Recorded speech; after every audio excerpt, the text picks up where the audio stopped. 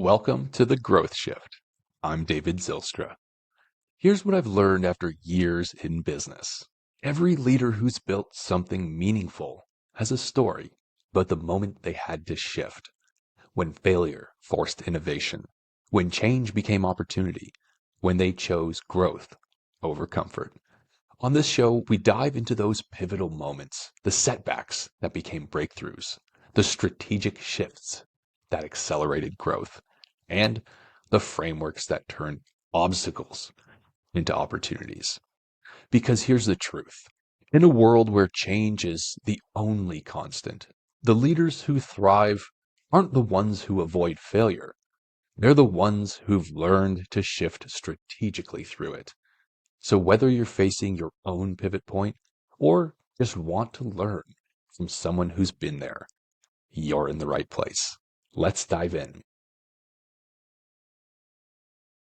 Today we're joined by Joel Schwan, founder of Schwan Stratifyr, a workforce management consultancy that helps small to medium-sized businesses optimize their people operations. What makes Joel's story compelling is his unconventional path to expertise. He spent 15 years in retail before earning his master's in industrial organizational psychology, then accidentally discovered his talent for recruitment while working with companies like Microsoft, Google, and Uber. After surviving multiple layoffs in the contingent workforce space, Joel made a bold decision to launch his own consultancy, focusing on helping businesses that lack the budget for enterprise-level solutions, but desperately need strategic workforce planning. Joel, it's great to have you on the show today. Appreciate it, David, and thanks for the intro. Yeah, definitely discovered my love for defining workforce needs based on their organizational strategies and the fact that they need strategies.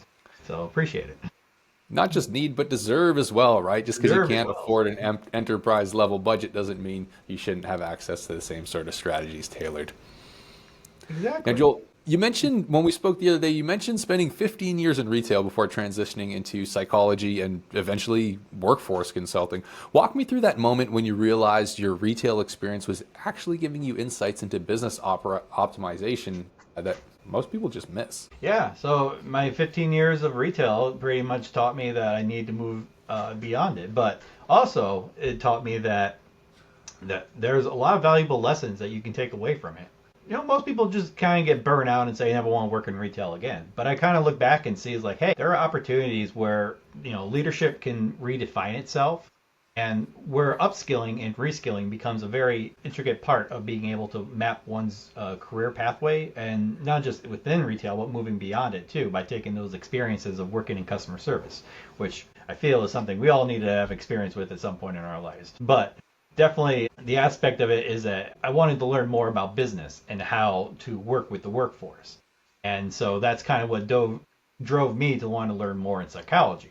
And so from taking that experience from working with customers and working with business managers and having been a manager myself in retail, I learned that there's different ways and wrong ways and good ways to approach employees. And so I feel like businesses need to help better invest in their employees. And so I kind of took that into learning about the psychology of things, and then went into my master's degree in IO psychology, where I got to learn more about the behaviors of the workforce and how that applies to organizational design and how I can help businesses in that regard. And so my path after retail kind of took a couple different directions, from HR, which was still in retail in a lot of ways, and then moving into recruiting. And then beyond recruiting into consulting for contingent workforce. You said something right at the very beginning of this that I'm curious to learn a little bit more about, which is, redefining leadership. What is it that you meant by that? Redefining leadership, essentially, there's a lot of mentality that leaders need to be the ones in charge and lead people, not to question them. And that's a big prominent mindset in retail. One things that have been changing over the years, especially from advocates that are in my generation of millennials, take that as you may, are looking to kind of like empower their employees as well as themselves. And so I feel a great leader needs to develop themselves first before they are able to reflect upon their employees. And they shouldn't expect their employees to simply fall in line. and do what they say. We've seen some current leaders in the world right now that kind of do that, and seems to be having a very negative effect on some of their businesses. Now, when you want to empower your employees, you're giving them that, basically the word empower is right there. You want to give them the ability for them to do tasks on their own without having to rely on you as a leader. They look to you for guidance. You are there for support if they need it. You're not there to command them. And I think that's where where I kind of like come in to help some leaders understand this through executive coaching and introducing a new way for them to see themselves as not just like a high dictator, but also as like a person to be an advisor for your employees. That's really interesting. And I suppose if I were to summarize that in three different terms that perhaps people have heard before, maybe it's leading by example, but also leading with trust and not in a do as I say, not as I do strategy. 100%. Easy way to understand that too. And a lot of people kind of misunderstand those things as like buzzwords, so it's good to kind of provide a little bit of definition, context to it as well. Absolutely, but here it is. I'm just dumbing it down. I mean, coming from an expert such as yourself, there's so many more layers there as well. Now, Joel, you mentioned that you accidentally landed in recruitment and you just discovered you were really good at it. Can you tell us a little bit about that transition and what you learned about yourself during that process that changed how you approached your career moving forwards? So, like most people that go into recruitment, they kind of fall into it. I was at the time looking for a job, and I got hired as a recruiting coordinator. Well, the recruiter I was working for, we typically have layers. Recruiting coordinator goes actual recruiter. The recruiter kind of let me run my own game going about because she was already really busy. So she's like, you seem to know what you're talking about, so go ahead and kind of be me if you want to. So I acted as a recruiter on my own, kind of filling up requisitions pretty quickly. I helped streamline a process doing that by working with the HRBP with a client that we were working with. The HRBPs were actually kind of liaisons with the company I was working with and their company. And they worked with the hiring managers in this realm of like manufacturing. And so instead of me just shortlisting resumes over one at a time, we came up with the idea, which was a suggestion I actually came up with, was like, why don't we just do like once a week spotlight call with all these resumes? And I can go through all the resumes for these manufacturing technicians and engineering technicians, which they have different levels they needed to fill really quickly. So we went through each and every one with the hiring managers, and the hiring managers had an easy job of just saying, yeah, okay, we'll interview this person. No, we'll pass on this person. Maybe we'll consider this person for a level B. This person might be ideal for a level D. And then, of course, there's level A's, which were brought on as contractors for this client. So we just send them over to the other advisor that was working with their contractors. They would kind of bring them on as a contract, test them out, and then see if they want to be brought on more permanently. And so this process, which normally would take a while, just sending candidates over one at a time, turned out to be a streamlined process once a week. And of course, we ended up filling the requisition seats, or the seats within the requisition, very quickly. And so that's kind of where I came up with my love for not just recruiting, but working with getting candidates put into seats as quickly as possible. Not so much of like waiting on through all these interview processes. And of course, the process of waiting for your resume to be sent to the hiring manager in the first place, which can be time consuming. So it sounds like pretty early on in your career in recruiting, you identified a couple areas to optimize some processes and maybe systematize something just to streamline that and make things a little bit easier. Is that something that was always with you, or was that, maybe like one of the first occurrences where you had a bit of an aha moment that actually came to fruition? It's a bit of a process, to be honest. I mean, no, there was no one event that just kind of gave me like, this should be a thing. No, it was kind of like a bunch of moments all kind of piecing together at certain points of time. And of course, I think a lot of the elements of it kind of come together were when like events kind of come together in a unique way. So it was more fluid in that regard. Whereas like I would pitch an idea, then we would develop it with the client that I'm working with. I kind of do that now too. It's like, sometimes the original complaint that they come to me with kind of like changed as we go on as we have a conversation and talk about like what they think their pain points are and what their actual pain points might be. Okay, so you had a good start in a new career. You were doing well. You fit in naturally, but that wasn't a very long-lived career, if I understand it right. In the aftermath of COVID, you were laid off, and this sort of became the catalyst for you moving forwards from there. I mean, most people, especially in the aftermath of COVID, experiencing or suffering a layoff, would really see that as a setback. Can you tell me a little bit about how you approached this change and, what you were going through, your thought process, and what you decided to do as a result? Yeah. So when I was, during COVID, I was actually working as a consultant in the contingent workforce. And I think when COVID first started, I was actually working on the second client with the main firm I was working with. And we had just started with this client, and then of course, COVID hit, and then it was like, well, we'll work part time in the office, and then it was like, okay, everyone's fully remote for the next year. And so that right there, the transition was a bit difficult at first because no one knew how remote workers should work. And I kind of took the lead on with our client in that regard, being able to help understand how the client wanted to proceed with the remote workers and bringing on contractors. And so I would help with that regards, which kind of coincided with what we already were doing with our firm. So, how they would go about the process, how workers would get their equipment and that. So, and credentials, of course, to begin work. So, but of course, that client ended up closing. We had to go with another client. But the problem with consulting and staffing in general is that we're very dependent on our clients. And so we face layoffs almost immediately, when a client decides they no longer want to do business with a staffing firm. And whether that's MSP or whether that's RPO recruiting, it causes a down trickle effect to not just the clients that trying to bring people on board for them, but also the staffing firms now no longer have a place for those workers that we're helping out in that regard. So definitely a trickle down effect. I dodged it a few times before it finally caught up with me in 2023, and so that's when I was deciding to maybe I should just start my own practice in the staffing and workforce management. And I'm a little different than staffing firms in that I do not do job placement, but I do help businesses understand how to do better with doing things on their own, especially if they're small to medium-sized businesses, how they can organize themselves and set themselves up for success with bringing on workers in a very positive manner. And in your experience, you've worked with some pretty major companies as well, right? Microsoft and Google, for example.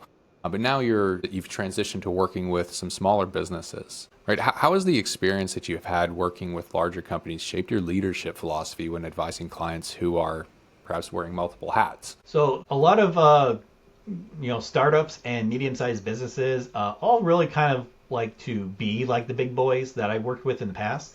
So I understand how these big boys have reached up to the scale is the way they are nowadays, but they also have the deep pockets to kind of afford these large costing staffing firms and the tools and systems that go into bringing on contractors, which is a very tricky chess game to play sometimes, especially when it comes to like the legality of it. So I help, these small to medium-sized businesses understand that.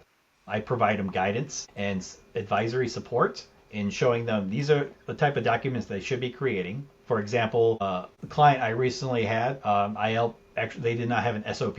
They didn't even know what an SOP was. I had to educate them on what a standard operating procedure document is. And I told them it's your Bible. And I helped create the entire standard operating process for them. I laid out their workflows for them for each of their services that they offered and how it should be trickled down and communicated to each members of the team.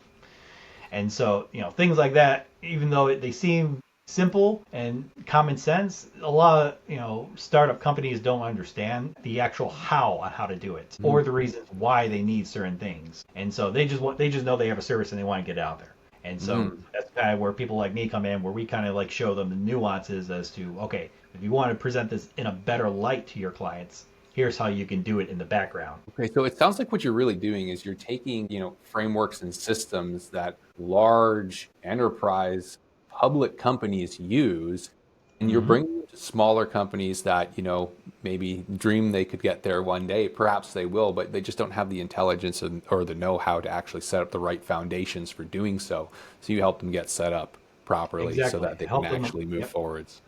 Yep, help them align to their workforce supply and demands that align with their business strategies. And that's really comes down to just understanding what their business strategy is and the drivers behind it.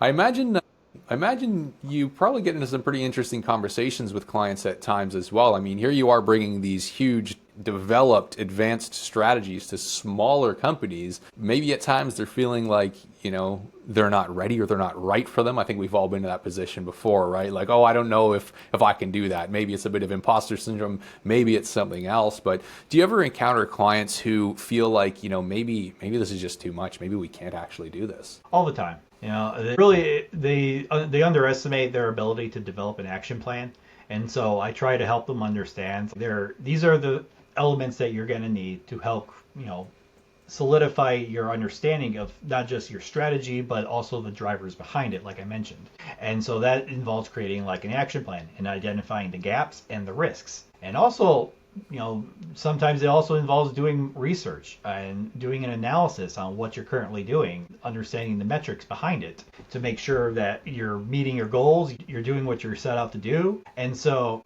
I kind of help them try to do help them understand that a bit better. A lot of them sometimes get a pushback and be like, well, I don't think this is right for this time where we're at in the business right now. And I try to explain to them in that regard that it's a little bit further down the road.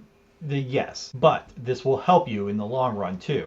So that way you don't have to develop it. For example, an onboarding process. A lot of beginning companies don't think they need a process. They think the owner can think he just go out, interview, involve no one from the team, and then just bring them on board and be like, hey, we got a new person. And so everyone meets that person for the first time after they're already set up and ready to go. And so sometimes that can hurt them if they're not seeing first if the person is a good fit for what they're trying to do. If they don't jive well with the other members of the team, you got a small company, so people are going to talk very quickly and easily. And so we want to make sure that people are having a great experience when they're bringing on board, even if it is a small company. They understand your goals.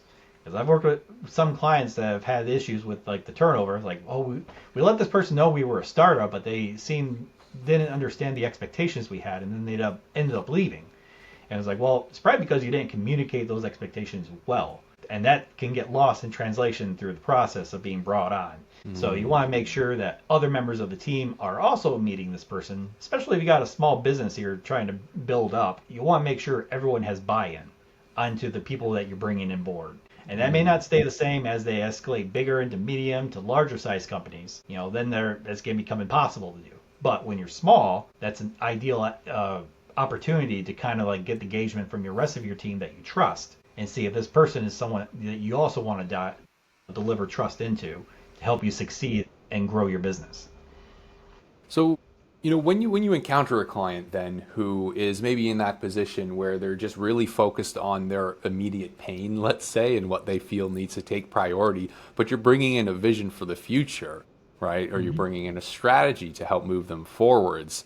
How do you help them through that or change their focus when they're really caught up on what's in front of their face instead of what's two steps ahead of them? Yeah, so I like to deliver like case studies on specific situations that some clients might be facing. If I don't have a case study, I compare to what I've seen in my own experience, but majority of the time I'll try to find examples as to the pain points that they were seeing and the practices that I offer as a solution to show them like this is how this has worked. For example, like how the external forces of like political, economic, and social elements outside of your control, understanding that and how that impacts the workforce demand, will adjust how you reach out to candidates and your sourcing techniques. The same concept applies to when you're building like a matrix for your workforce tools, and I use the Covey matrix for time and prioritization. It's really awesome framework to do that, and a lot of companies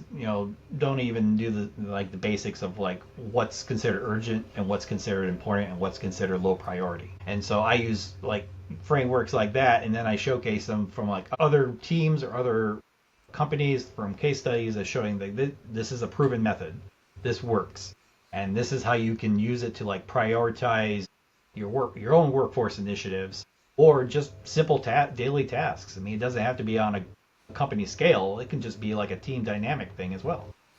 You said the Covey framework. Is that similar to the Eisenhower matrix? It sounded like it was almost in the order that you were putting things. Yep, it pretty much is the same type, different framework in some ways, and as to how they actually prioritize urgent versus important versus low priority. Covey actually uses like a four square matrix on it, but basically same concept. Is yeah, what's considered important, you can dumb down to what is considered urgent, what can be dumbed down to important, and then what can be considered as not as important, and then of course low key. Okay, all right, very neat. Now, I'm curious as well, Joel, about Schwan Stratifyr, right? These are the things that you help your clients with. You've learned some amazing lessons along the way with the pivots that you've taken. You have a systematic way to help your clients plan for the future, set up the right foundation, and approach their goals with in a methodical way. When we're looking at Schwan Stratifyr, I'm kind of curious what your goals are right now for growth and how it is you are eating what you grow, in a manner of speaking. Yeah, so right now I'm actually working to grow my sphere of influence, I guess. Working, doing podcasts like these, and also reaching out. And I send out a newsletter every month called the Stratifyr Report, which kind of touches base on important topics within workforce management and contingent workforce management, and even career services. I offer some advice to job seekers as well there. My newsletter is only about maybe 2 pages long, but I kind of find the most important news that's happening that month and then share it with the rest of the community. And I find a lot of staffing partners really enjoy reading some of the stuff I put out there, so it kind of keeps them up to date. Some of the news, they may not have heard of yet, so it's a good way to kind of like stay in touch with the industry of not just the workforce, but like the practices behind it and how other companies are being affected about it in the news. And some of that, for example, is like AI. And like a major company like Workday is currently facing lawsuits about, how their AI is interacting with their bringing people on and hiring in the hiring process. And so that's something else I kind of talk with companies about is like everyone's always asking is like, oh, can you integrate AI for us? And I'd be like, unfortunately, I do not integrate AI to your systems, but I can show you how you can use AI to support your workforce planning without the integrations. Very neat. Now, I definitely want to chat about AI, but I'd love to learn a little bit more about your specific growth goals, and then that way we can tie that also back into exactly what you're doing with AI and how that moves forward, because AI is the topic of conversation. Sure. But I'd really love to show the audience a little bit of direction as well Joel, you're looking at growing your sphere of influence, right? And part of that is podcasts, newsletters, marketing, getting out there more. What's the ultimate goal that you're working towards that, increasing your sphere of influence is really going to help you achieve? So what's really helping me achieve is being able to reach out and find potential partners to kind of work with, not clients, but partners. And what I mean by that is like ideal partners that I typically reach out and try to connect with are like HR consultants, other workforce management specialists and consultants as well, and anyone that's working in implementation for contingent workforce are actually ideal people I prefer to speak with and connect with. I also been connecting with a lot of coaches too that work with team dynamics and help in those regards for executive consulting. And those are great ways to kind of like partner and see how, what I offer can kind of work with they offer in regards to like approaching businesses and helping them optimize, whether it's just a team or the process with the team in general. I actually have a project that I'm currently working on with a fellow member of one of my networks I'm at that we're actually looking to help optimize an onboarding process by leveraging those type of dynamics of what she does in coaching and what I do in the onboarding process. Okay, neat. So growth is the goal right now. You're pursuing it in many different channels. How are you starting to incorporate AI in that aspect additionally? So AI for myself in those regards for my personal growth is being able to use it as like a standalone tool. And it helps me understand like what if works for scenarios. For example, like what happens if turnover increases 10%.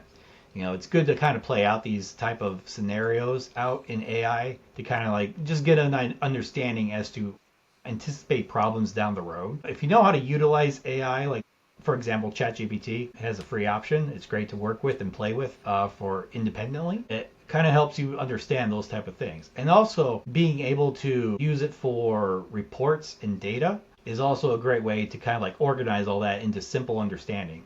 Because a lot of business leaders, unfortunately, are not that savvy in understanding reports that they don't see every day. And so they sometimes will ask follow-up questions, be like, can you walk me through this? Well, that's what AI can do for you, is being able to walk you through hard to understand data points into more simplified versions. And so I use it for when companies like to reach out to me and say they have a problem, and then share with me in their conversation as to what those problems are, and then I can showcase the strongest points and bullet points for that AI will list out for me, and then that way I can kind of like think about it and be like, okay, so here are some solutions that I can come up with. And of course, AI is only good as the documents it's trained on. So I personally use ones that I built myself, the GPTs, that are based on frameworks and templates that I've designed myself to help me better understand my clients' needs. Okay, fantastic. So right now you're leveraging AI to really just help the delivery of what your goals are right now, whether it's working with clients to get more in-depth information for them, or perhaps even refining your messaging and your strategy moving forwards as well.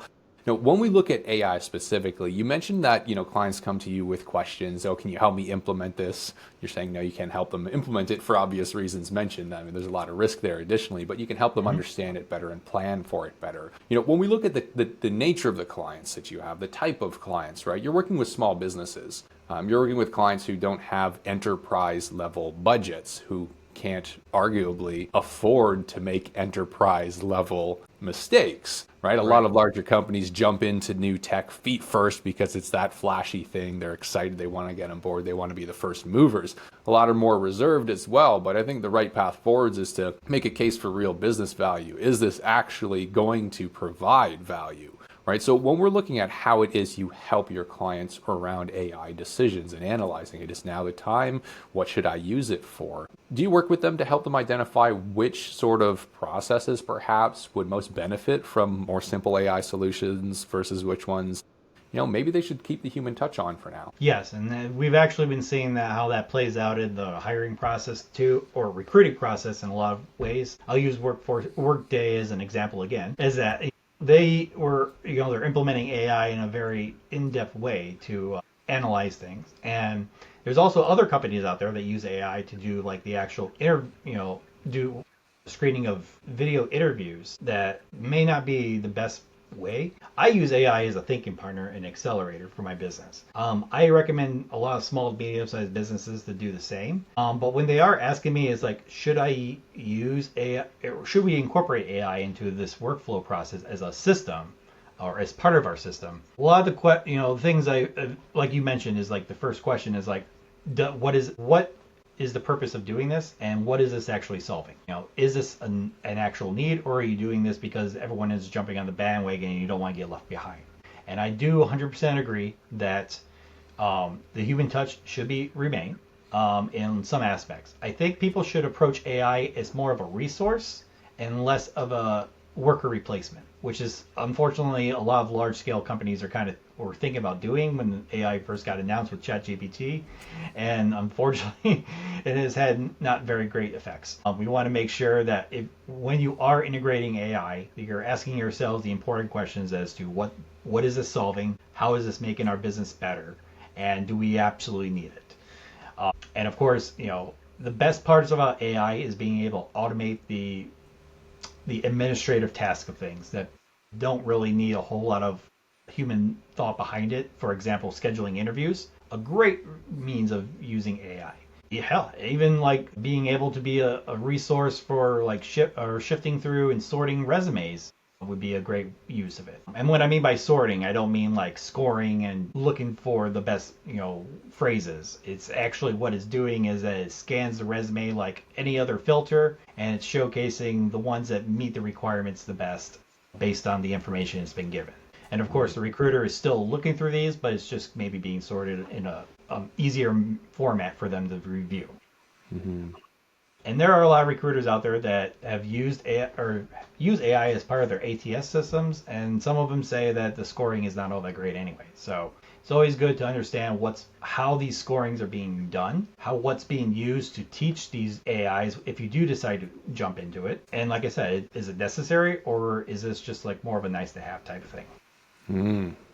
So if we look back at the summation of your total experience, right Mhm. back down to the time you spent in retail, right, your personal experience living through the dot-com era as a millennial, and now AI. How are you applying the lessons that you learned along the way to helping your clients navigate this AI transformation? Having worked in retail, I've it's a very personal work environment. You got to work very closely with your colleagues, and you got to work very closely with customers that have specific needs. I used to work in electronics for my one retail experience working at Walmart way back when, and so there's a lot of questions that they always had come up with about nuances about TVs and cell phones, and can this tool or can this TV or phone do this or can they do that, and what makes this one better than that brand?